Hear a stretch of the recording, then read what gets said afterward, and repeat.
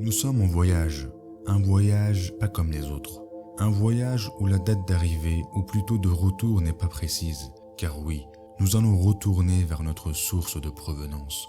Notre assurance est liée selon le degré de nos défaillances. Le port de plaisance sera donc notre espérance. Ce voyage est un parcours dont nous n'avons pas choisi initialement, mais dont nous avons la capacité de choisir sa direction qui nous donnera une idée de la finalité. Ce qui est certain, c'est qu'il y aura une fin qui sera soit une source d'apaisement infini, soit des remords profonds sans égal. Ce voyage est le chemin de l'existence humaine. Mais quel est le sens de l'existence? Survivre comme les conditions du monde animal et se laisser guider par son instinct animal, ou vivre selon ce qui serait à l'image de la dignité et de la valeur de l'être humain?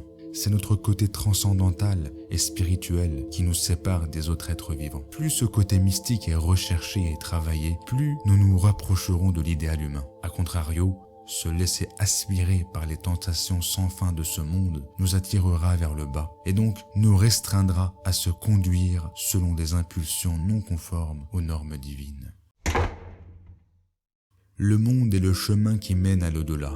C'est une étape décisive pour retrouver notre demeure éternelle qui est le paradis. C'est en œuvrant dans la bonté que l'âme s'élève et gravit les échelons pour accéder, en guise de récompense, au paradis. C'est le lieu où tend notre âme à retrouver, mais c'est aussi le rôle du diable d'altérer cette ascension spirituelle en faisant de ce monde présent la principale préoccupation de l'homme.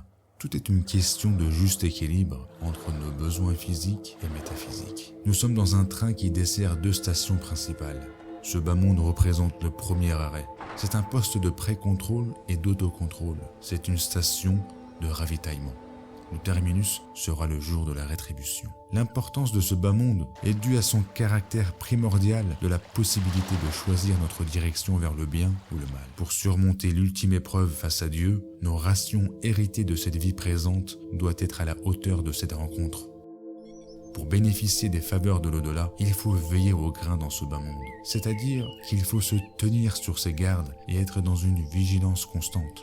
Être sur ses gardes à propos du mal et être aux aguets concernant le bien est une des facettes de la piété.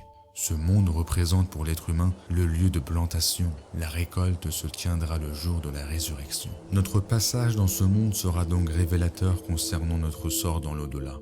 Cette réflexion repose sur une parole du dernier messager de Dieu, Mohammed, que la paix et la bénédiction soient sur lui, qui nous invite à être dans ce bas monde comme un étranger ou comme quelqu'un de passage. Ce conseil prophétique tourne autour du fait de relativiser la valeur de la vie d'ici-bas et invite à cesser de se préoccuper continuellement et uniquement de ce bas monde au détriment de l'au-delà. De même, il incite à accomplir des œuvres pieuses et met en garde contre le fait de reporter le repentir qui pourrait être fatal.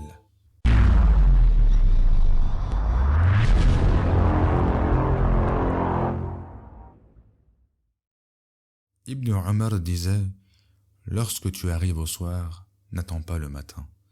Et lorsque tu arrives au matin, n'attends pas le soir. Profite de ta santé avant de tomber malade et de ta vie avant de mourir. »